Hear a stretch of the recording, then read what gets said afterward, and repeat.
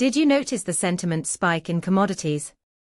Today's sentiment score is at plus 0.35, significantly above its historical baseline. This isn't just noise.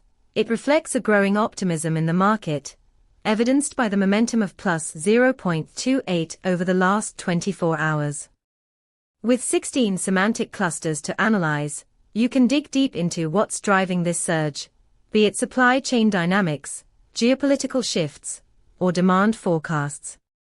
You can leverage our API to get real-time sentiment data directly in your application, giving you the insights needed to make informed decisions. For instance, if you're developing a trading strategy, this sentiment analysis can help you adjust your positions based on prevailing market attitudes. To dive into the details and see how to integrate this into your workflow, check out pulsebit.loj enterprise.com/docs.